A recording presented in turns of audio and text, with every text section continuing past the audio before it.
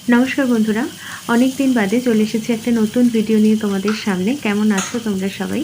আমি মোটামুটি ভালোই আছি। তো দেখতেই পাচ্ছ আমি এখন অঢেল সবজি নিয়ে বসেছি এগুলো কাটবো বলে। এখন বাজে দুপুর 2টো। আমাদের এখনও খাওয়া দাওয়া কিছু হয়নি। তো খাওয়ার আগে এই সমস্ত সবজি আমি কাটছি, কারণ আজকে হচ্ছে রান্না পুজো। রান্না পুজো যারা জানো তারা বুঝতেই পারছো যে অনেক কিছু সবজি মোটামুটি ভাজা হয়, সেজন্য কাটতে হয়। তো আমার সবজি মোটামুটি কাটা হয়ে গেছে সব। এখানে আছে করলা, পটল, বেগুন, কুমড়ো, আর এই থালাটায় আছে আলু, যেটা আমি খোসা সমেত কেটেছি, আর আছে কাঁচকলা। আর এখানে হচ্ছে বাপি নারকেল কাটছে। নারকেলটা দোমালি নারকেল, বেশ খেতে খুব ভালো।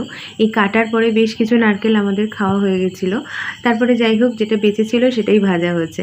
তো তোমরা যারা জানো রান্না পুজো, তাদের তো বলার কিছু নেই, কিন্তু যারা জানো না তাদের উদ্দেশ্যে বলি, এটা হচ্ছে মা মনসার একটা পার্বণ। তো আমাদের রান্নাঘরে মাটির যে উনুন, সেই উনুনের গর্তটাকে মা মনসার প্রতীক বলে মনে করা হয়। তো রান্নাঘরেরই একটা কোণে শালুক শালুক গাছের ডাল আর ফণী মনসা গাছের ডাল দিয়ে মা মনসার ঘট প্রতিষ্ঠা করা হয়। আর এই যে সবজিগুলো দেখছো ভাজা হচ্ছে, এর থেকে কিছুটা তুলে মাকে নিবেদন করা হয়। তো মায়ের জন্য যে রান্নাটা সেটা করছে আমার ঠাকুমা, আর মা যেটা করছে আমার মা, সেটা হচ্ছে আমাদের বাড়ির সবার জন্য। তো দেখতেই পাচ্ছ যে পরপর করে মা একটা সবজি ভাজছে, আর আমি এখানে দাঁড়িয়ে দাঁড়িয়ে ভিডিও করছি। খুব ছোটোবেলা থেকেই এই দিনটা আমাদের কাছে ভীষণ প্রিয় আর খুব মজার, কারণ এই রান্না পুজোর পরের দিনই হচ্ছে বিশ্বকর্মা পুজো। বিশ্বকর্মা পুজোর দিনকে আর কোনো রান্না হয় না, এই যা যা ভাজাভুজি হয় সেগুলোই থাকে। আর ভাত যেটা হয় সেটা জল ঢালা থাকে, পান্তা পরের দিন খাওয়া হয়। টকের ডাল দিয়ে পান্তা ভাতটা খেতে এত সুন্দর লাগে কি বলবো। আমি তো সেদিন পান্তার দিন শুধু পান্তা ভাতই খাই, গরম ভাত আর সেদিনকে খাই না। তো মায়ের ডাল রেডি, চালতা দিয়ে টকের ডাল, এই ডালটা দিয়ে ভাতটা খেতে আমার ভীষণ ভালো লাগে। এবার আসছে শো স্টপার, নারকেল ভাজা আর কি। নারকেল ভাজা মিষ্টি মিষ্টি ভীষণ ভালো লাগে খেতে। আর এবছর যে নারকেলটা সেটা হচ্ছে দোমালি নারকেল, আরও ভালো খেতে। তো এর সাথে দু রকমের মাছ, একটা হচ্ছে পোনা মাছ আর ইলিশ মাছ। পোনা মাছটা এমনি জিরে আদা বাটা দিয়ে ঝাল, আর ইলিশ মাছটা হচ্ছে সর্ষে ইলিশ, যেটা কাঁচা মাছই প্রতিবার রান্না করে, ভেজে ঝাল আমাদের বাড়িতে করে না কেউ, খুব একটা ভালোবাসে না। ভাজা হলে সেটা শুধু ভাজাই খাওয়া হয়, আর কাঁচা মাছটাই এরকম সর্ষে দিয়ে রান্না করে। রান্না পুজো চলে আসা মানেই কিন্তু আস্তে আস্তে পুজোর দিন গোনা, তাই না? মানে পুজোটাও আরও এগিয়ে আসা। রান্না পুজোর আর কয়েক সপ্তাহ পরেই হচ্ছে আমাদের বাঙালির শ্রেষ্ঠ উৎসব দুর্গা পুজো। তো সেটার জন্য মানে এবছর দুর্গা পুজোর আনন্দটা না কোথাও গিয়ে যেন একটু থমকে গেছে, কারণ আরজি করের ঘটনাটার পর আমাদের কারোর মধ্যেই যেন সেই উত্তেজনাটা আর নেই। তো যাই হোক, দেখো রান্না কমপ্লিট। এখানে আলু ভাজা আর কাঁচকলা ভাজা, আর এখানে হচ্ছে বেগুন ভাজা, পটল ভাজা, করলা ভাজা, তারপর হচ্ছে তোমার নারকেল ভাজা, কুমড়ো ভাজা, মানে সমস্ত রকম ভাজাভুজি কমপ্লিট। আমি সেটাই তোমাদের সাথে শেয়ার করছি।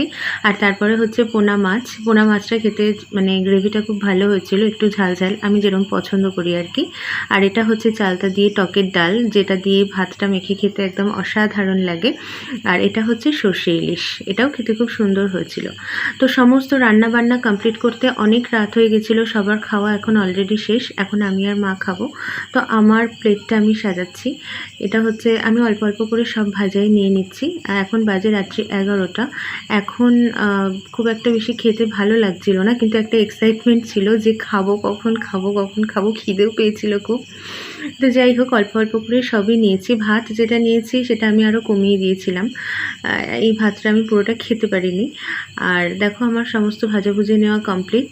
এরপরে আমি নেব ডাল আর মাছ। মাছও আমি এক পিস মাছ নিয়েছি, পোনা মাছ, আর ইলিশ মাছ নিয়েছি একটা। ইলিশ মাছটা খেতে আমি ভীষণ ভালোবাসি। যারা মাছ খেতে ভালোবাসো তারা সবাই ইলিশ মাছ খেতে ভালোবাসো, এটা আমি জানি। তো যাই হোক, আমি শুরু করি এখন আমার খাওয়া।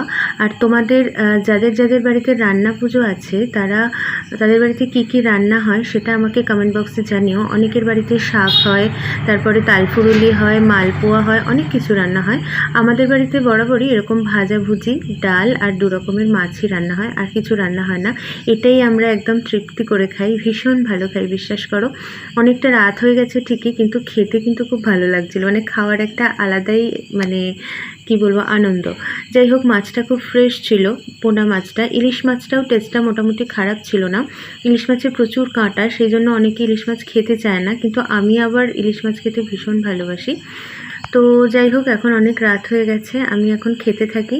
দেখা হবে আবার নেক্সট ভিডিওতে। ভালো থেকো, সুস্থ থেকো, টাটা।